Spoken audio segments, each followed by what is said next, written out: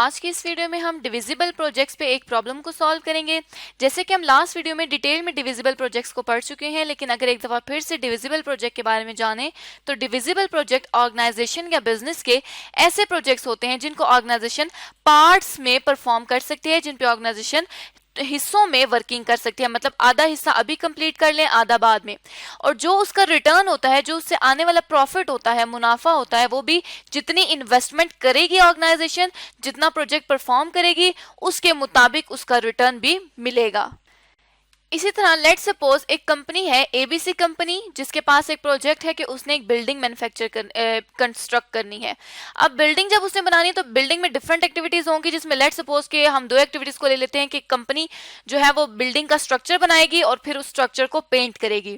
तो यहाँ पे ऑर्गेनाइजेशन ने बिल्डिंग बनानी है, उसमें ये स्टेजेस हैं। तो ऑर्गेनाइजेशन आप देख सकते हैं कि इस प्रोजेक्ट को उसने वो डिवाइड करके कर सकती है कि पहले वो स्ट्रक्चर बना ले और फिर वो पेंट कर ले। तो इस तरह से मतलब जो बिल्डिंग बनाने का प्रोजेक्ट है ये डिवाइड हो सकता है।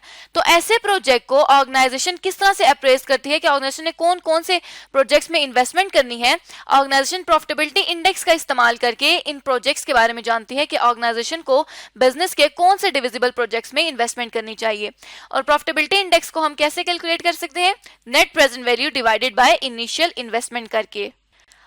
अब इन्हीं कंसेप्ट की बेसिस पे हम अपनी प्रॉब्लम को देखते हैं कि XYZ कंपनी है एक, जिसके लिए रिक्वायरमेंट क्या है कि which are to best invest for XYZ if all the projects are divisible. अगर तमाम प्रोजेक्ट्स डिविजिबल हैं तो कंपनी को कौन से प्रोजेक्ट में इन्वेस्टमेंट करनी चाहिए। XYZ से रिलेटेड कुछ डेटा यहाँ पे दिया गया है, जिसमें ये कहा गया है कि XYZ is engaged in construction business and having different projects to handle and invest in them. Company जो है वो कंस्ट्रक्शन बिजनेस में इन्वॉल्व है और वो उसके पास डिफरेंट प्रोजेक्ट्स हैं जिसमें उसने वो इन्वेस्ट कर सकती है। All project of XYZ is divisible and they are suppose to invest in parts.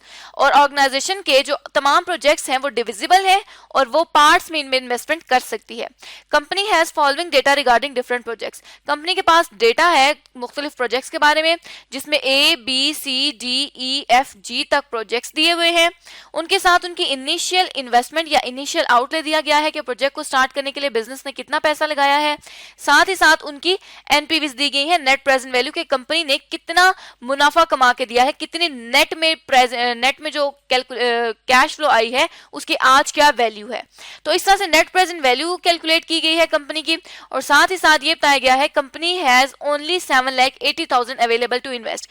मतलब काफी सारे कंपनी के पास प्रोजेक्ट्स हैं और प्रोजेक्ट्स डिविजिबल हैं, लेकिन कंपनी के पास सिर्फ 7,80,000 रुपए हैं जिसमें वो इन्वेस्ट कर सकती है। तो यहां से हम अपने सोल्यूशन को स्टार्ट करते हैं। और हमने बात की थी कि सोल्यूशन के लिए हमने जो डिविजिबल प्रोजेक्ट्स हैं उन डिविजिबल प्रोजेक्ट्स को प्रॉफिटेबिलिटी इंडेक्स की बेसिस पर रैंक करना है। और प्रॉफिटेबिलिटी इंडेक्स को एक दफा फार्मूले को हम यहाँ पे फिर से लिख लेते हैं ताकि हमारे सामने फार्मूला रहे और हम उसके मुताबिक वर्किंग्स कर सके। तो यहाँ पे प्रॉफिटेबिलिटी इंडेक्स का फार्मूला है net present value divided by initial investment. और इसी तरह जो हमें फॉर्मेट दिया गया है क्वेश्चन में, इसी फॉर्मेट को हम यहाँ पर एज इट इज लिख लेंगे कि कंपनी के पास जो प्रोजेक्ट्स हैं वो प्रोजेक्ट्स हैं कंपनी के पास ABCDEFG इनिशियल आउटले और उनसे रिलेटेड नेट प्रेजेंट वैल्यूज। अब इन नेट प्रेजेंट वैल्यूज की बेसिस पे प्रॉफिटेबिलिटी इंडेक्स को कैलकुलेट कर लेंगे, इसलिए हमने यहाँ पे प्रॉफिटेबिलिटी इंडेक्स का कॉलम बना लिया। प्रॉफिटेबिलिटी इंडेक्स के लिए कहा गया है कि नेट प्रेजेंट वैल्यू को डिवाइड करना है इनिशियल इन्वेस्टमेंट से। तो प्रोजेक्ट ए के लिए हम क्या करेंगे कि नेट प्रेजेंट वैल्यू जो कि 1,20,000 रुपए है उसको डिवाइड कर लेंगे 200,000 रुपीज से, जो कि इनिशियल आउटले था। तो ये हमारे पास प्रॉफिटेबिलिटी इंडेक्स आ जाएगा 0.6 का। इसी तरह से हम बाकी प्रोजेक्ट्स के लिए भी प्रॉफिटेबिलिटी इंडेक्स को कैलकुलेट कर लेंगे। तो ये हमारे पास तमाम प्रोजेक्ट की प्रॉफिटेबिलिटी इंडेक्स आ जाएंगे। अब नेक्स्ट हमने क्या करना है कि इस प्रॉफिटेबिलिटी इंडेक्स की बेसिस पर रैंकिंग करनी है कि ऑर्गेनाइजेशन में जिस प्रोजेक्ट की प्रॉफिटेबिलिटी इंडेक्स सबसे ज्यादा होगा उस प्रोजेक्ट को ऑर्गेनाइजेशन सबसे फर्स्ट पे रैंक करे। क्यों? क्योंकि प्रॉफिटेबिलिटी इंडेक्स हमें ये बताता है कि ऑर्गेनाइजेशन ने इन्वेस्टमेंट करके उस पर कितना मुनाफा कमाया है। तो उस केस में जो सबसे पहले हम देखेंगे तो 0.88 जो है वो सबसे बड़ा प्रॉफिटेबिलिटी इंडेक्स है। तो इसको हम रैंक 1 कर देंगे। उसके बाद हमारे पास आता है प्रोजेक्ट बी, इसको रैंक 2 करेंगे।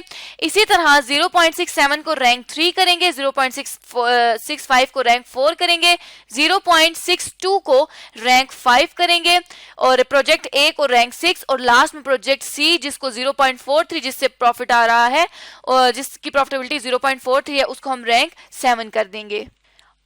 और अब इसी रैंकिंग की बेसिस पे हम क्या करेंगे कि डिफरेंट कॉम्बिनेशंस बना लेंगे कि ऑर्गेनाइजेशन को किस कॉम्बिनेशन में इन्वेस्ट करना चाहिए। उस कॉम्बिनेशन में हम क्या करेंगे कि सबसे पहले जो प्रोजेक्ट आ रहा है जिसकी रैंकिंग सबसे पहले नंबर पे है वो है प्रोजेक्ट जी। इस प्रोजेक्ट को हम कलर दे देंगे, हम कहते हैं कि प्रोजेक्ट जी में ऑर्गेनाइजेशन इन्वेस्ट करेगी तो ऑर्गेनाइजेशन को सबसे ज्यादा प्रॉफिट होगा। उसके बाद सेकेंड हम चूज कर लेंगे प्रोजेक्ट बी जिसकी रैंकिंग 2 है, इसको भी हम कलर कर देंगे कि ऑर्गेनाइजेशन ने अब सेकेंड जो प्रोजेक्ट चूज किया है वो किया है बी। इसी तरह थर्ड पे ऑर्गेनाइजेशन ने जो प्रोजेक्ट चूज किया है वो किया है प्रोजेक्ट ई जिसकी 0.67 प्रॉफिटेबिलिटी इंडेक्स है और वो रैंकिंग 3 पे है। अब हम देख लेते हैं कि क्या ऑर्गेनाइजेशन का जो वो था अवेलेबल फंड था वो पूरा हो गया या ऑर्गेनाइजेशन मजीद इन्वेस्टमेंट कर सकती है। तो यहाँ पे अवेलेबल फंड दिया गया है 7,80,000 रुपीज का। तो हम इन तीनों प्रोजेक्ट्स के इनिशियल आउटलेट्स का टोटल कर लेते हैं कि क्या ये 7,80,000 रुपीज के बराबर है, अगर नहीं है तो हम और प्रोजेक्ट्स में कितने प्रोजेक्ट्स में इन्वेस्टमेंट कर सकते हैं। तो यहाँ पे ये 6 लाख रुपए आया है और हमें जो अवेलेबल था वो था 7,80,000 रुपए। तो मतलब अभी भी कंपनी के पास 1,80,000 रुपए के बाकी हैं जिसमें वो इन्वेस्टमेंट कर सकती है। तो यहाँ पे फोर्थ रैंकिंग को देख लेंगे कि फोर्थ नंबर पे जो रैंकिंग है उसकी कितनी इन्वेस्टमेंट है। तो यहाँ पे प्रोजेक्ट जो एफ है उसकी इन्वेस्टमेंट है 1,50,000 और ऑर्गेनाइजेशन को अवेलेबल है 1,80,000। तो मतलब क्या हुआ कि ऑर्गेनाइजेशन अभी प्रोजेक्ट एफ में इन्वेस्ट कर सकती है। अब 1,80,000 था और एफ के लिए 150,000 था, तो जब हमने 180 में से 150 को लेस किया तो हमें पता चला कि अभी भी अवेलेबल फंड्स जो है वो 30,000 रुपीज के हैं। तो अब ऑर्गेनाइजेशन ने इस 30,000 रुपीज को भी इन्वेस्ट कर देना है। क्यों? क्योंकि तमाम प्रोजेक्ट्स जो हैं वो डिविजिबल प्रोजेक्ट्स हैं और ऑर्गेनाइजेशन डिविजिबल प्रोजेक्ट्स को पार्ट में भी कर सकती है। तो अब ऑर्गेनाइजेशन क्या करेगी कि वो प्रोजेक्ट डी को भी परफॉर्म करेगी, लेकिन प्रोजेक्ट डी को वो किस तरह से परफॉर्म करेगी कि ऑर्गेनाइजेशन इस प्रोजेक्ट डी के लिए प्रोपोर्शनेट कर लेगी अपनी एनपीवी को और उसी के मुताबिक यहां पर इन्वेस्टमेंट करेगी। ऑर्गेनाइजेशन जितनी इन्वेस्टमेंट करेगी उसी प्रोपोर्शन से वो यहाँ पर एनपीवी जो है वो भी कमाएगी। तो यहाँ पे अब क्या करेंगे कि इसको प्रोपोर्शनेट करना है। इसको प्रोपोर्शनेट करने के लिए हम यहाँ से इसको यहाँ पर लिख लेते हैं कि हम इसको इजीली प्रोपोर्शनेट कर सकें। तो उस प्रोपोर्शनेट के केस में क्या होगा कि जो एनपीवी है वो इसकी डिवाइड हो जाएगी कि वो 62,000 रुपीज की एनपीवी नहीं आएगी, बल्कि अब जो एनपीवी आएगी वो 30,000 रुपीज के मुताबिक एनपीवी आएगी। तो उसके सबसे पहले हम यहाँ पर टोटल एनपीवी लिख लेते हैं। उसके लिए हम क्या करेंगे कि जितने प्रोजेक्ट्स की एनपीवी है उसको यहाँ पर लिख देंगे, जो कि 256,000 है प्रोजेक्ट की जिसको हमने चूज किया। इसी तरह से नेक्स्ट प्रोजेक्ट की 168,000 है, नेक्स्ट प्रोजेक्ट की 98,000 है और फिर 44,000 रुपीज की एनपीवी है। तो यहाँ पर ये तो तमाम एनपीवीज हमने जिस तरह से थी उसी तरह से लिखी, लेकिन अब प्रोजेक्ट डी को हमने प्रोपोर्शनेट करना है। उसको प्रोपोर्शनेट करने के लिए अभी तक हम सीखते आए हैं कि उसकी एवरेज ले लेंगे, उसकी परसेंटेज ले लेंगे कि कितने % बनता है ये जो इन्वेस्टमेंट की है उसके मुताबिक एनपीवी। तो इसके लिए क्या करेंगे कि 30,000 रुपीज जो ऑर्गेनाइजेशन ने इन्वेस्टमेंट करनी है, जो उसके पास अवेलेबल फंड था, उसको डिवाइड कर देंगे। प्रोजेक्ट डी पे जितनी इन्वेस्टमेंट चाहिए थी वो थी 1 लाख रुपए। तो हमें पता चल जाएगा कितने प्रोपोर्शनेट में कितने % ऑर्गेनाइजेशन इन्वेस्ट कर रही है इस 1 लाख का। उसके लिए हम क्या करेंगे कि इस 30,000 रुपीज को डिवाइड कर देंगे 100,000 रुपीज से। तो ये हमें पता चल गया कि ऑर्गेनाइजेशन 0.3 मतलब 30% इन्वेस्टमेंट कर रही है। तो अब क्या करेगी ऑर्गेनाइजेशन, ये जो 62,000 रुपीज की यहाँ पर एनपीवी दी गई है इसका 30% ले लेगी। क्यों? अब 30% क्यों लेगी? क्योंकि अगर इन्वेस्टमेंट 30% की गई है तो ये एज्यूम किया जाएगा कि जो मुनाफा है वो भी 30% ही आएगा। तो उसके मुनाफा जो या जो एनपीवी आ गई नेट प्रेजेंट वैल्यू वो आ गई 18,600 रुपीज की। अब जो टोटल एनपीवी बनेगी वो क्या बनेगी कि इन तमाम प्रोजेक्ट्स को ऐड करेंगे जिनको ऑर्गेनाइजेशन ने चूज किया है और इन तमाम की टोटल एनपीवी कैलकुलेट कर लेंगे, जो कि 5,84,600 रुपीज की टोटल एनपीवी हमारे पास आ गई। मतलब क्या हुआ कि अगर ऑर्गेनाइजेशन 7,80,000 रुपए अपने प्रोजेक्ट्स डिविजिबल प्रोजेक्ट्स में इन्वेस्ट करती है तो उससे आने वाली जो नेट प्रेजेंट वैल्यू है वो होगी 5,84,600 रुपीज की।